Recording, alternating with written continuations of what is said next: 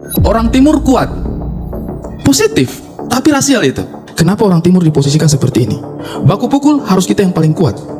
Olahraga main bola, lari harus kita yang paling kuat. Saya tuh sama Pak Profesor Mahfud selalu dikasih tempat yang menyenangkan gitu. Sebagai narasumber, sebagai moderator.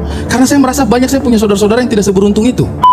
Sekarang aku juga ngerasa banyak banget kok orang-orang muda yang berjuang demi Indonesia, tapi sangat berbeda. Seharusnya republik yang baik, bangsa yang baik, dan anak muda yang baik bisa melakukan refleksi atas semua yang terjadi bahkan hampir 100 tahun yang lalu.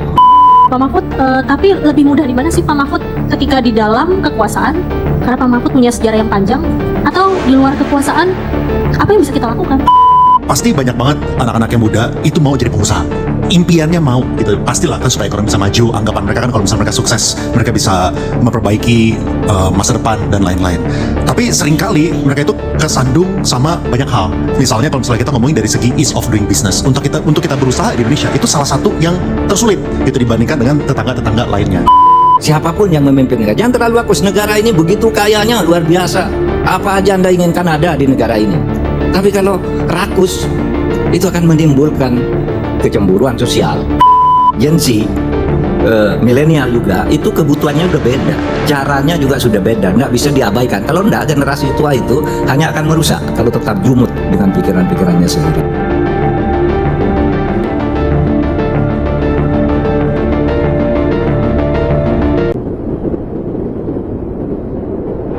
Assalamualaikum warahmatullahi wabarakatuh. Selamat siang teman-teman semuanya. Mungkin saya kasih pembukaan sedikit ya. Hari ini kita banyak yang gelisah ya teman-teman ya. Dan saya tertarik sekali kemarin ketika ditawari untuk bisa memandu jalannya acara ini karena berkaitan dengan Sumpah Pemuda. Menurut saya ini Sumpah Pemuda ini adalah sesuatu yang sangat penting karena dia adalah tonggak dasar berdirinya Indonesia sampai saat ini, gitu ya. Karena bangsa kita ini masalahnya masih tetap ada. Salah satunya yang kalau saya ini bicara dari sudut pandangnya saya ya, masalahnya saya sendiri itu adalah isu rasial. Kadang-kadang masih ada Pak ya di Indonesia. Meskipun tidak tampak. Kalau kayak di Amerika itu isu rasial itu jelas gitu ya. Black people seperti ini. Indonesia itu jago banget gitu ya, menyembunyikan hal seperti itu. Kayaknya tidak rasis, tapi kayaknya rasis, ya. Ya kan?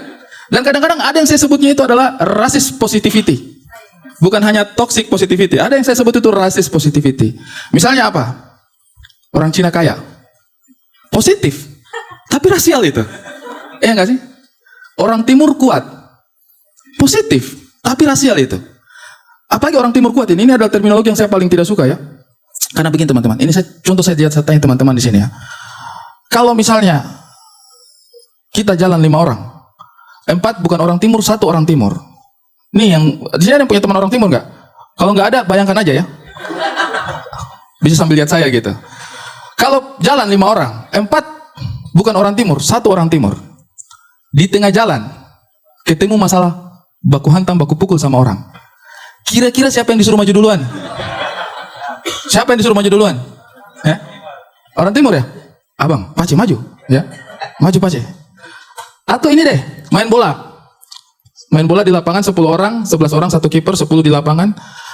9 bukan orang timur, 1 orang timur. Kira-kira siapa yang disuruh jadi penyerang? Biasanya pasti orang timur itu. Terserah dia mau serang gawang atau dia serang pemain. Tergantung kebutuhan aja ya kan. Biasanya seperti itu. Ini menimbulkan pertanyaan dalam pikirannya saya, kenapa orang timur diposisikan seperti ini? Baku pukul harus kita yang paling kuat.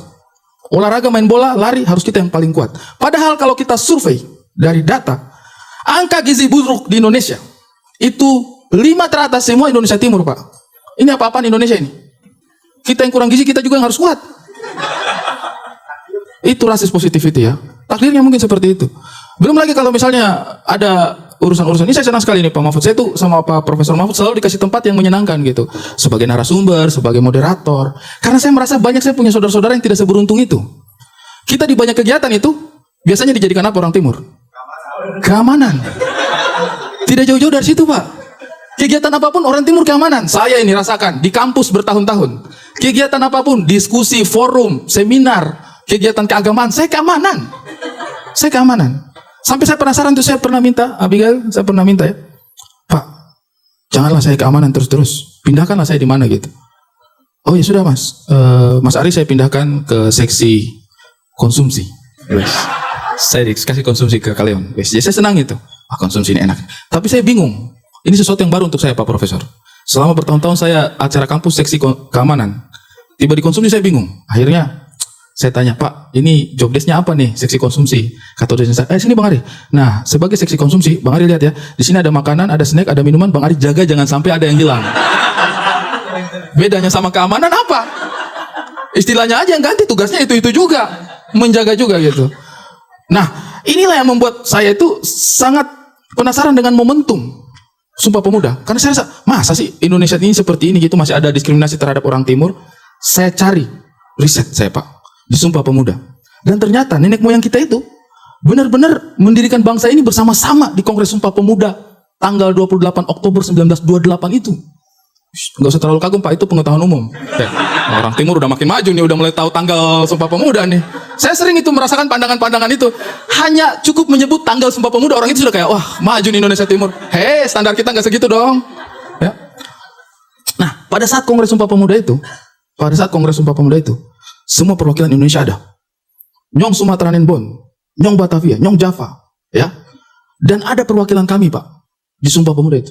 Nyong Celebes dan Nyong Ambon. Cuma saya cari-cari di buku sejarah, tidak dijelaskan job desk-nya mereka apa. Jangan-jangan Nyong Celebes dengan Nyong Ambon di Kongres Sumpah Pemuda juga seksi keamanan. Kita tidak pernah tahu. Yang lain forum di dalam, kita tetap di luar aja. Wih, Belanda masih jauh, aman Nyong, aman. Jangan sampai kita memang dari awal tugas kita memang di situ ya. Saya juga tidak paham gitu ya, tapi ya harusnya ini kita perbaiki ke depannya gitu. Jangan sampai ada lagi isu-isu rasial yang seperti ini. Dan juga sekarang mungkin ada banyak kegelisahan, ada isu-isu, kemarin juga ada aksi besar dan lain sebagainya. Menurut saya itu memang salah satu pemicunya adalah ketidakbijaksanaan mungkin dari statement-statement yang keluar dari pejabat publik. Tapi saya tidak mau terlalu menyalahkan pejabat publik. Saya sudah mulai open-minded. Saya sudah mulai mencoba kayak, mungkin mereka ada benar. Dan ini saya mau kasih tahu sama teman-teman ya, tidak selamanya statement pejabat itu salah. Saya bukan mau belain pejabat, tapi saya hanya jangan kita terlalu dikotomi gitu. Kenapa saya bilang begitu? Kemarin orang-orang marah sama statementnya salah satu anggota legislatif yang menyatakan bahwa wajar mereka dapat tunjangan perumahan, ya 75 juta. Karena kata beliau ini ya, kalau saya tidak salah kurang lebih, karena susah nyari kos-kosan 50 juta sebulan di Jakarta. Ya kurang lebih begitu ya disampaikan ya. Semua orang marah-marah. Wah gila nih, nggak sensitif sama rakyat. Tapi saya cuma mau kasih tahu teman-teman, beliau itu benar. Susah loh cari kos-kosan 50 juta sebulan di Jakarta. Iya Pak. Sekarang di sini angkat tangan siapa yang tahu kos-kosan sebulan 50 juta di Jakarta? Saya sudah ingat-ingat, nggak ada, susah emang. Loh iya dong, bener dong. Coba deh angkat tangan deh, saya tantang. Yang tahu kos-kosan 50 juta satu bulan di Jakarta, angkat tangan. Susah kan nyarinya kan? Bener bapaknya dong berarti ya. Ya itulah, tapi benar-benar meresahkan. Tapi ya, mudah-mudahan diskusi kita hari ini tuh kita bisa menggali hal-hal seperti ini. Kita akan tetap santai aja, relax aja, menyenangkan teman-teman yang sudah hadir di sini. Nanti juga kita akan ada interaksi dengan teman-teman juga. Ferry Irwandi ini masih belum nyampe ya.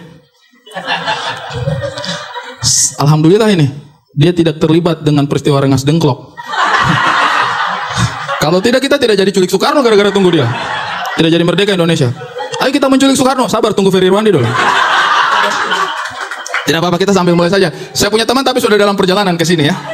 Saya punya teman. Oke teman-teman, untuk memulai hari ini langsung saja kita akan mendengarkan mungkin sedikit gambaran mengenai kondisi terkini mungkin atau pemuda, bagaimana pemuda itu sebenarnya di masa lalu dan di masa sekarang, harapan-harapan yang kita inginkan di masa yang akan datang. Mungkin kita akan dengar itu sedikit. Jadi langsung saja saya undang kepada Pak Profesor Muhammad Mahfud MD untuk memberikan pembukaan bagi kita dalam acara ini. Waktu dan tempat saya persilakan. Di sini aja kan? Boleh di sini, boleh berdiri juga Pak. Di sana aja? Oh di sana aja berarti. Ya. Oke, siap.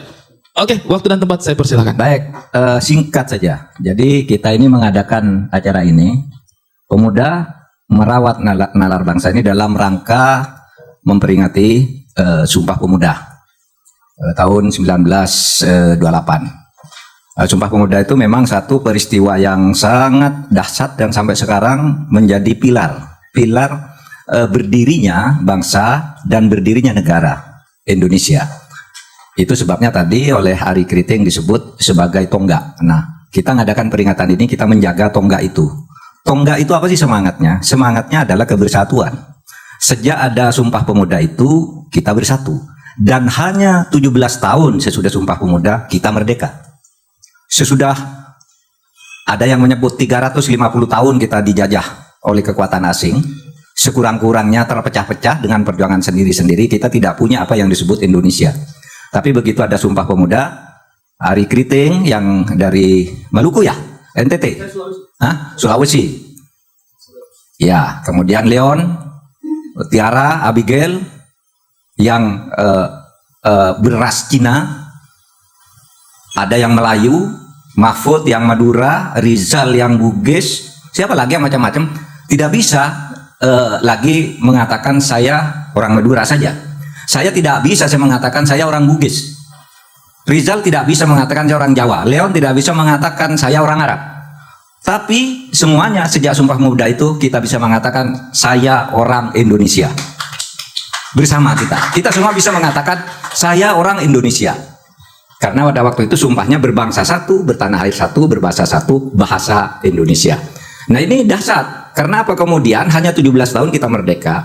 Dan dengan kemerdekaan itu kita mencapai kemajuan luar biasa. Jadi yang harus kita rawat, kemajuan itu harus dipercepat. Ya, dengan semangat Sumpah Pemuda bahwa kita akan tetap bersatu. Gitu. Kemajuan udah banyak. Kalau kita bicara politik, kemajuannya kita sudah punya kedaulatan politik. Kita sudah punya kebebasan untuk berpendapat, kita punya kebebasan untuk memilih pemimpin dan wakil rakyat sendiri. Itu harus disyukuri. Dulu nggak bisa, Pendidikan, coba bayangkan ya anak-anak di sini nih. Dulu sebelum merdeka mau sekolah rakyat aja susah, SMP susah. Tapi sekarang bukan hanya sampai perguruan tinggi, kita sampai ke luar negeri juga nih. Banyak yang ke luar negeri dengan mudah. Kenapa? Karena merdeka. Kalau tidak merdeka, tidak bisa kita meraih itu semua.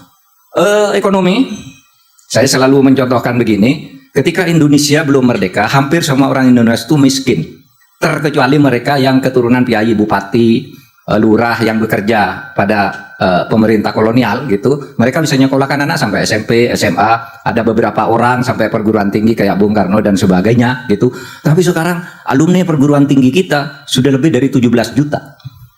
Banyak doktornya, banyak profesornya.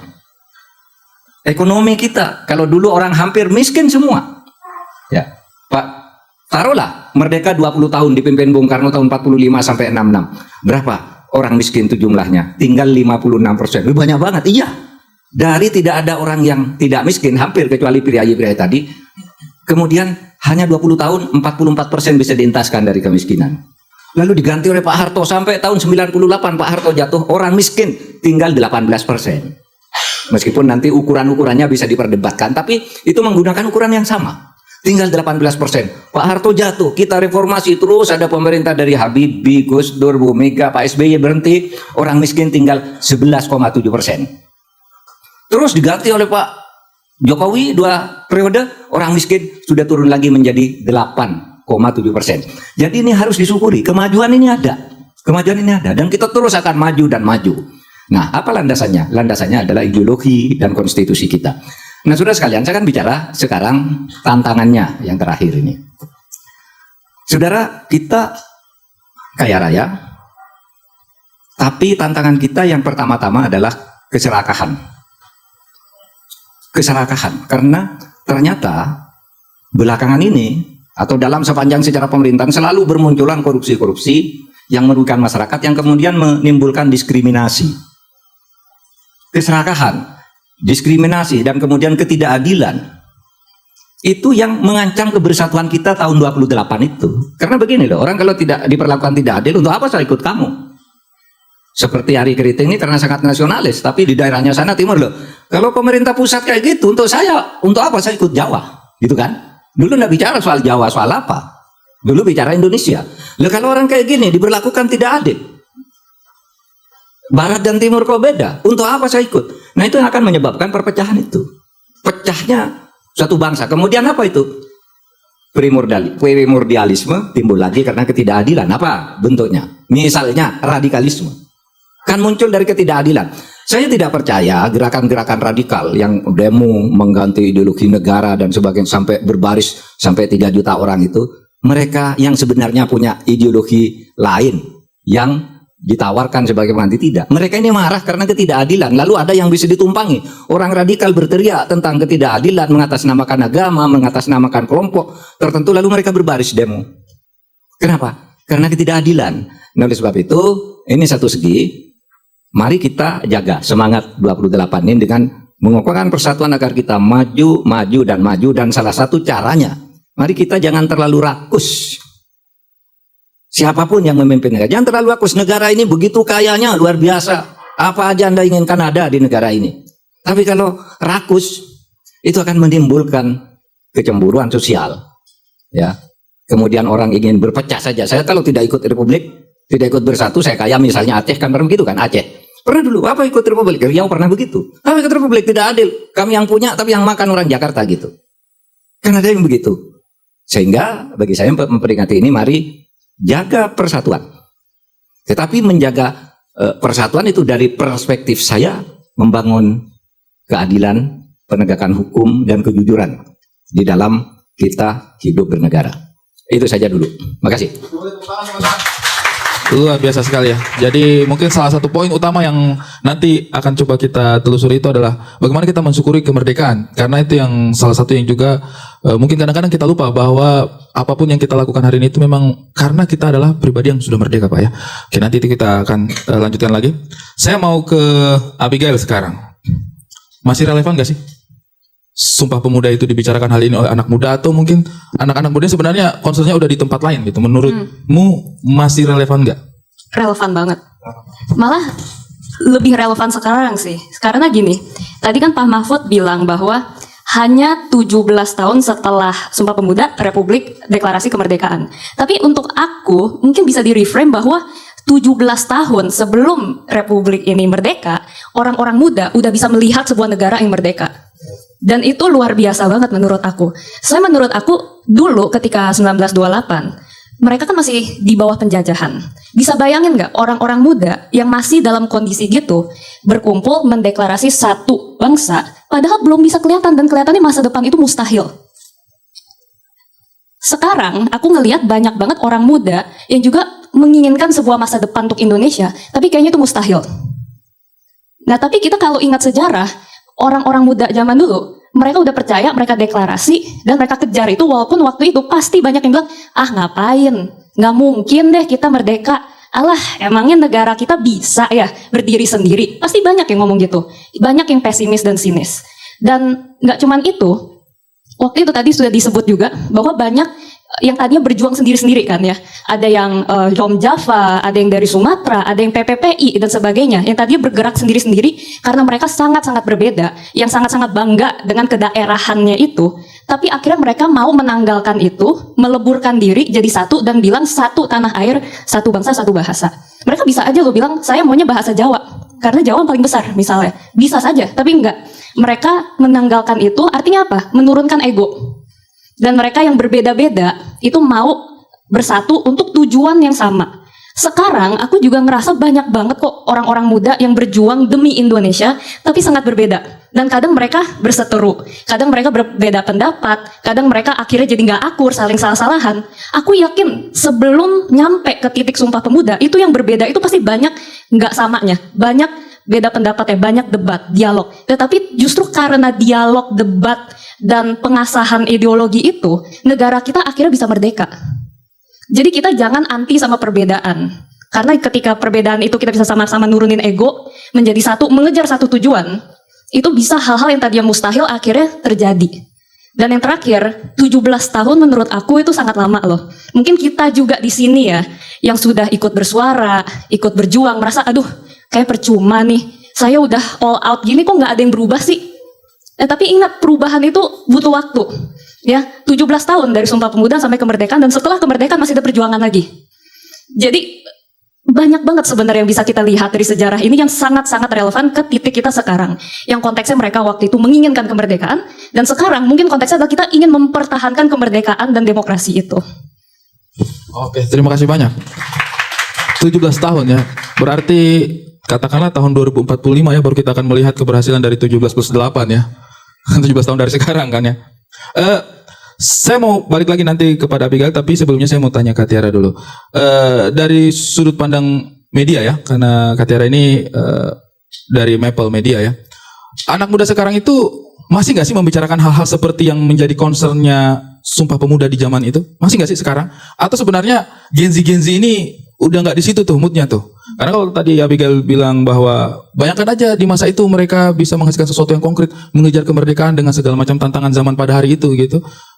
Yang sekarang ini mereka masih nggak sih? Karena kemerdekaan itu kan dinamis ya Pak ya. Kita tidak bisa melihat 17 Agustus itu sebagai selamat datang Kakak Ferry Irwandi. Boleh tepuk tangan untuk Kakak Ferry Irwandi?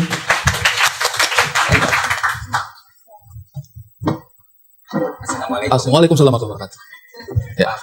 Nah kalau menurut saya apa yang disampaikan Pak Profesor Mahfud bahwa kemerdekaan itu penting. Ini sambil sekalian saya review untuk Pak Ferry. Pak Mahfud tadi menyampaikan bahwa kemerdekaan itu penting. Kemudian Abigail menyampaikan bahwa masih relevan Sumpah Pemuda untuk dibicarakan hal ini, bahkan kita harus terinspirasi dari itu semua. Nah, Kakak Tiara, masih nggak sih anak muda itu membicarakan itu di media-media, atau sebenarnya sudah geser gitu, sudah nggak di situ sebenarnya topiknya gitu? Oke. Kalau yang berdasarkan, sebetulnya by the way perkenalkan saya Tiara dari Maple Media. Mungkin dibanding yang lain salah satu media yang paling muda. Kita baru 3 tahun hingga hari ini. Jadi pun kita masih belajar. Tapi kalau pertanyaannya soal apakah Gen Z atau anak muda masih peduli terhadap Indonesia, masih ngomongin soal ideologi atau ya Sumpah Pemuda, mungkin caranya saja yang berbeda sih Kak Ari. Caranya beda? Iya, mungkin kalau dulu akan berkumpul di masing-masing kelompoknya secara offline atau langsung gitu. Tapi sekarang kita sudah punya media-media seperti sosial media, di mana itulah tempat Gen Z sekarang gitu. Meluangkan pikiran gitu. Betul. Dan kayak contoh apakah masih sering kita omongin apa enggak, misalnya di Maple sendiri kita tuh punya beberapa pilar, salah satunya itu juga artikel. Di artikel-artikel itu kita juga sering membahas hal-hal yang politik, tapi dengan cara kita, dengan sesuatu yang lebih mudah untuk diterima, sesuatu yang memang kita bicarakan sehari-hari, dan ternyata masih secara, kalau kita ngomongin sosial media pasti kita akan ngomongin soal engagement, dan ternyata masih engage. Kayak contohnya kita punya sebuah pilar namanya kolom, jadi namanya kolom ya. Jadi kita membuka orang-orang yang punya keresahan untuk mengirimkan itu ke kami dan akan kami kurasi dan kami rilis itu. Dan ternyata kalau kata orang masyarakat Indonesia tidak suka membaca, mungkin iya secara data besar, tapi ketika kita bisa menyajikan itu dengan sesuatu yang lebih mudah untuk diterima oleh Gen Z, dan itu bisa diterima oleh mereka. Kayak mungkin sekarang kalau kita ngomongin sosial media, bagaimana kita menyampaikan ini dengan sesuatu yang lebih mudah untuk diterima aja sih, Kak Ari. Dan pembahasan soal Indonesia tuh akan selalu ada, karena kita tinggal di sini gitu. Oke. Jadi mau kita marah, mau kita resah, mau nggak mau ya tujuan kita gimana caranya nih kita hidup di negara yang lebih baik. Ya, itu akan selalu relevan sih. Setuju sih saya, karena saya lihat pergeserannya dulu juga itu ada era-era di mana salah satu musuh besarnya kita anak-anak muda itu justru orang-orang yang antipati, yang nggak mau tahu soal politik. Ada itu era-eranya, kalau nggak salah itu mungkin sekitar tahun 2005 ke 2010 itu ya. Orang-orang yang nggak mau bicarakan politik itu banyak banget. Nah sekarang ini malah concern kepada politik itu udah jauh lebih tinggi tuh. Saya ini kan kuliah Pak tahun 2003. Saya masuk kuliah itu tahun 2003. Belajar jadi aktivis itu dari tahun 2003 itu saya masih sampai 2005 itu masih berusaha mendalami aktivisme di kampus itu. Wah ngajak teman-teman aksi itu 3 orang, 4 orang, nggak berminat. Jadi kita tuh kayak ngelihat kayaknya anak muda udah nggak punya taring deh. Yang sekarang ini saya setuju sih. Mungkin juga sosial media membuat itu menjadi lebih gampang dibicarakan di mana-mana gitu ya. Oke. Leon. Kalau Leon ini banyak sudut pandangnya itu dari finansial ya, dari aspek ekonomi. Nah, mungkin juga salah satu cita-cita kemerdekaan bangsa ini kan sebenarnya agar kita bisa makmur dan sejahtera merata gitu ya. Jadi sudut pandang ekonomi itu juga adalah salah satu yang mungkin tidak tercapai ketika kita menjadi negara terjajah ya. Leon sendiri melihat anak muda Indonesia itu secara ekonomi atau secara apapun merdeka nggak sih untuk memilih dengan kondisi situasi bangsa yang ada sekarang ini? Atau sebenarnya anak muda Indonesia itu udahlah jadi budak korporasi aja lah gitu, tidak banyak pilihan kok di negara ini gitu? Atau justru sebenarnya Leon melihat bahwa enggak, Indonesia itu potensial banget kalau dari sudut pandang ekonomi gitu. Gimana?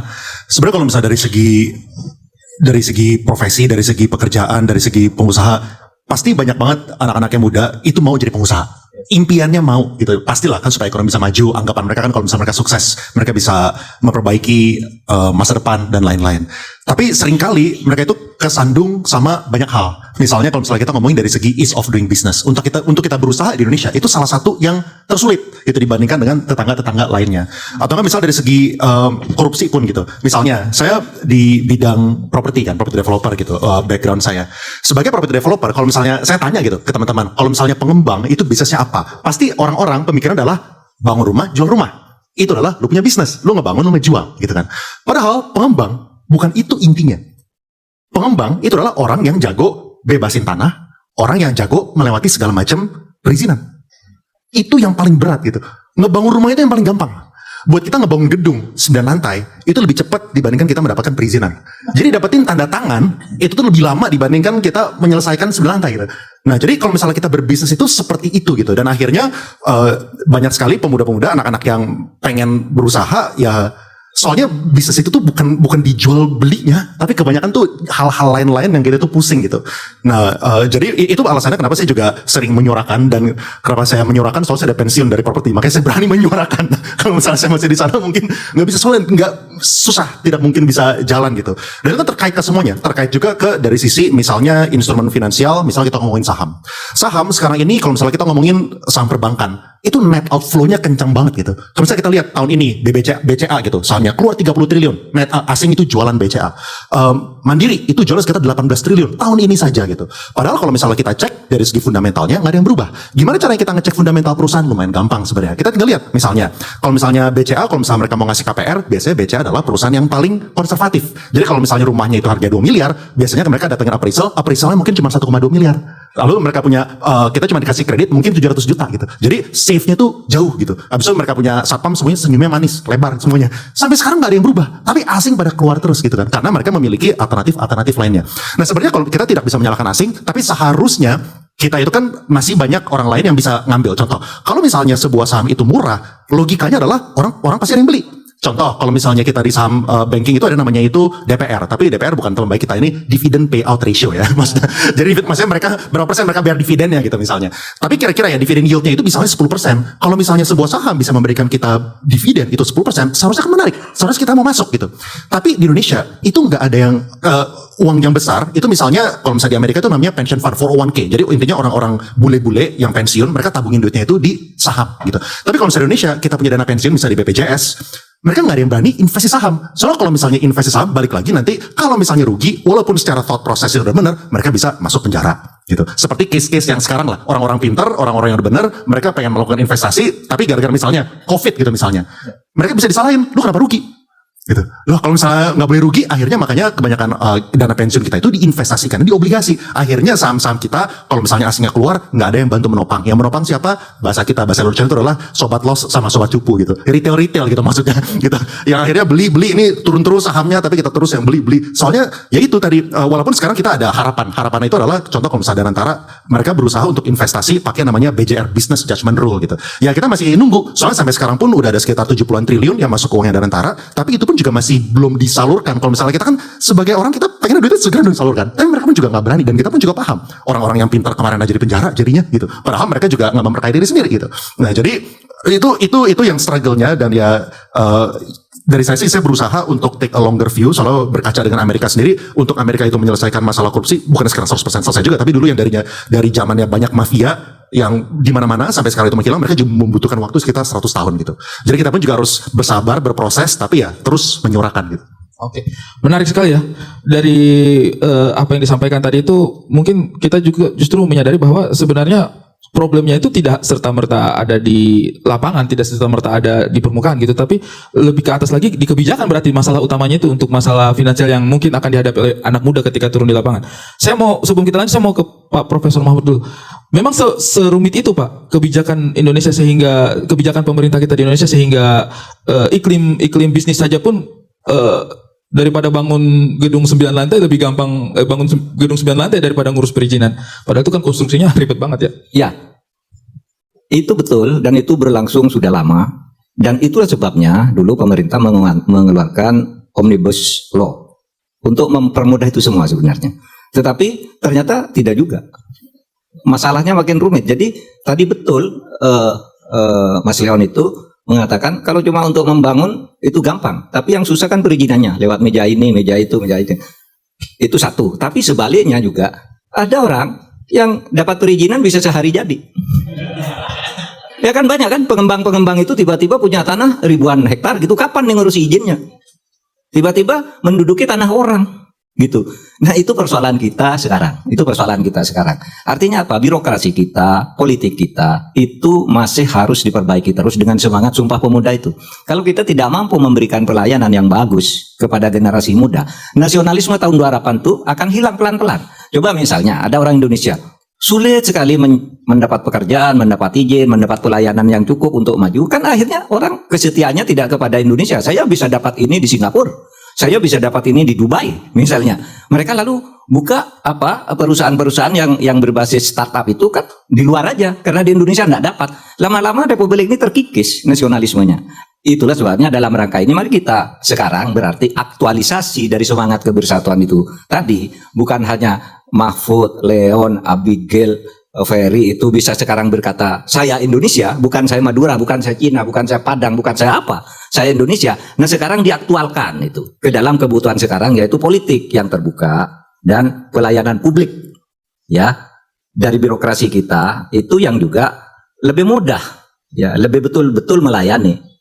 Itu aja sebenarnya relevansinya. Sebenarnya kalau bicara tadi pada Abigail itu, kalau ditanya apakah masih relevan ya, masih relevan katanya, tapi merelevansikan gimana kalau situasinya kayak gitu, birokrasi kita, politik kita yang menyebabkan kehidupan sosial kita mulai terancam perpecahan, ekonomi kita juga tidak adil, tidak seimbang gitu ya, tidak merata ya yang kita rasakan. Nah maka kita berkumpul, mari kita bangun kembali, jadikan nasionalisme Sumpah Pemuda 28 itu dengan semangat-semangat baru ini tadi, dengan cara komunikasi baru yang lebih terbuka dan saling mengerti bahwa anak muda ini, Gen Z, milenial juga, itu kebutuhannya sudah beda, caranya juga sudah beda, tidak bisa diabaikan. Kalau tidak, generasi tua itu hanya akan merusak kalau tetap jumut dengan pikiran-pikirannya sendiri.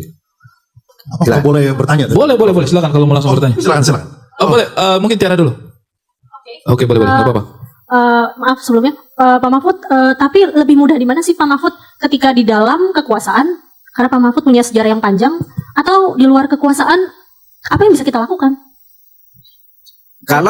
Maksudnya kalau saya di dalam kekuasaan, ya itu tadi, birokrasi itu memang pembagian tugas. Tidak bisa misalnya saya bekerja di satu sektor, lalu masuk ke sektornya lain. Itu birokrasinya enggak mungkin.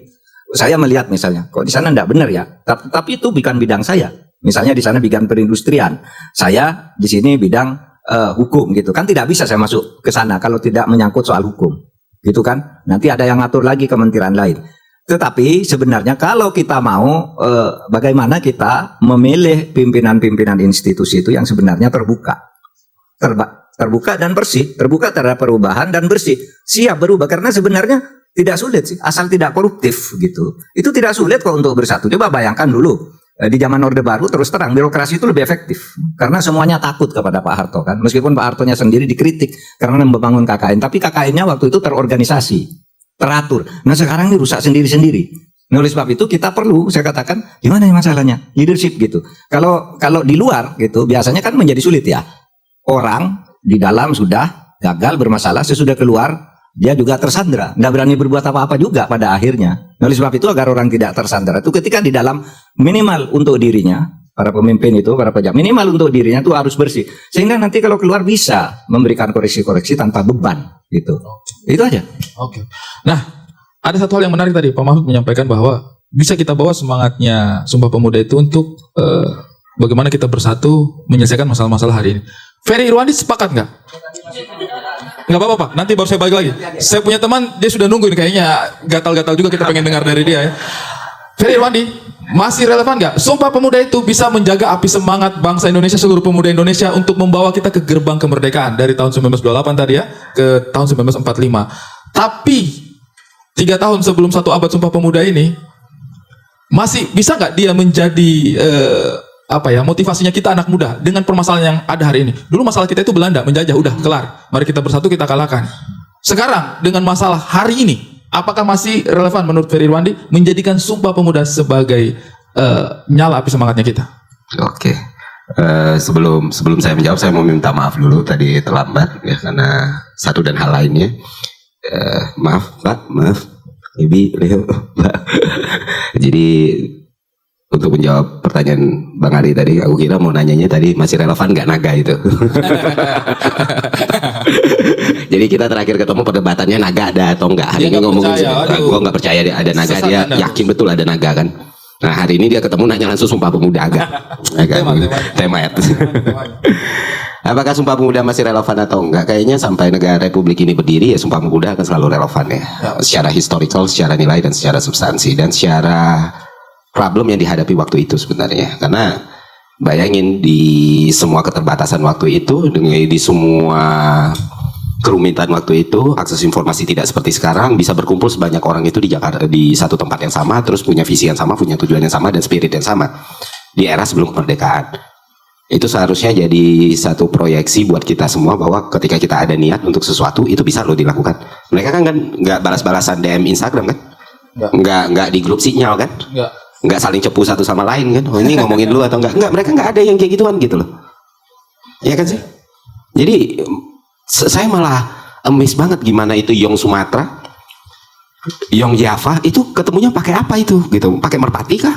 Saling berkabar. Gila, ini spirit dari persatuan itu benar-benar terwujud dalam Sumpah Pemuda ini dan Pada masa itu ya? pada masa itu gitu loh. Dengan Padahal akses yang seterbatas itu. seterbatas itu gitu, nggak ada itu tuh, bahkan ya jangan ngomong internet, telepon pun nggak ada kan. Dari situ aja kita udah bisa, ini bangsa yang luar biasa sekali berarti ya di zaman itu ya. Dan sebelum Sumpah Pemuda pun sudah ada pamflet tulisan yang judulnya Narda Republik Indonesia gitu, yang udah menyebar di antara para diaspora yang lagi belajar. Bayangkan, dan sampai hari ini baik Sumpah Pemuda maupun Narda Republik Indonesia masih dibahas. Nah kalau kita melihat dari hal seperti itu, apakah API itu bisa menjaga? Seharusnya Republik yang baik, bangsa yang baik dan anak muda yang baik bisa melakukan refleksi atas semua yang terjadi bahkan hampir 100 tahun yang lalu. 100 tahun loh. Ya. 1 century, bajunya udah beda nih. Kalau 100 tahun bajunya udah beda gitu kan. Masanya udah beda, teknologinya udah beda, dan bayangkan mereka bisa melakukan hal sebesar itu dan spiritnya sampai di telinga kita sekarang, sampai di buku pelajaran kita sekarang. Jadi menjawab pertanyaan Bang Ari tadi, saya rasa api semangat dan api persatuan serta nilai dari Sumpah Pemuda itu apakah masih bisa jadi pegangan? Saya kira sangat-sangat bisa sekali gitu, dan salah satu manifesto lah, salah satu bentuk yang benar-benar masih diingat sampai sekarang, bahkan harinya pun dirayain. Jadi negara ini dibangun sama golongan muda kan, dijalankan, negara ini dibangun sama golongan muda, diteruskan sama golongan muda, dan sampai sekarang kita masuk di fase di mana anak muda adalah jumlah populasi terbanyak di Republik Indonesia. Kita dapat bonus demografi, justru ini harusnya jadi booster untuk membuat Republik ini jauh lebih baik lagi. Oke. Sedikit melihat situasi yang ada hari ini, Yap. dengan dinamika yang terjadi dalam lingkungan berbangsa dan bernegara ya, isu-isu berbangsa dan bernegara. Jangan-jangan pemuda ini butuh kongres berikutnya. Kita nggak pernah tahu kan. Menurut Ferry, memungkinkan nggak kalau kita misalnya ibaratnya para pemuda di Indonesia dengan keadaan yang ada sekarang menggagas sebuah kongres berikutnya dengan fondasi Kongres Pemuda pertama, Kongres Pemuda kedua, ya kita tidak menutup kemungkinan, nggak ada batasannya Pak ya. Belum, tidak ada statement yang menyatakan bahwa Kongres Pemuda itu hanya 1 dan 2 aja. Iya. Ya siapa tahu hari ini kita butuh Kongres Pemuda yang ketiga. Menurut Ferry gimana dengan melihat situasi yang terjadi hari ini? Bang Ari itu pernah nelfon gue, nggak apa-apa ya cerita. Bang Ari itu pernah nelfon gue, tiba-tiba nggak tahu beliau lagi sober atau tidak itu ya, tengah malam. Fer, gimana kita kalau 500 orang masuk satu partai politik gitu ya. Waduh. Malam-malam saya telepon dia itu. Fer, capek gak sih lihat situasi sekarang? Kita itu cuma sampai pada batas bersuara gitu. Bagaimana kalau kita 500 orang, kita cari 500 orang anak muda yang mau, kita masuk partai sama-sama. Tapi jam 2 pagi itu yang dibayangkan sama Kak Ari ketika masuk partai politik apa yang dilakukan? Ini usulnya si Ari ini kan, bisa nggak kita masuk partai politik semua kok, dari luar kok kedap banget. Itu sudah dilakukan Mas, tapi orang sesudah di dalam itu menjadi koruptor baru. Itu lihat-lihat. Lihat-lihat aja sekarang, penghuni Cipinang, penghuni Cigamiskin, itu mereka yang dulu berjuang melawan korupsi, sesudah masuk korupsi sendiri. Di channel saya suka menyuarakan misalnya tentang kepastian hukum, korupsi. Sebenarnya itu di luar dari ide awal gitu. Ide awal mau ngomongin tentang karir, ekonomi, finance, bisnis, duit lah. Pokoknya gue BU gitu, butuh uang gitu kan. Jadi ngomongnya duit terus gitu. Ternyata nggak bisa lepas. Tapi ujungnya nggak bisa lepas. Bisa enggak kita melakukan perubahan dari luar? Mas Ferry, dalam catatan saya, perubahan-perubahan kita itu kalau sudah sangat parah, itu perubahan selalu datang dari luar melalui operasi sesar.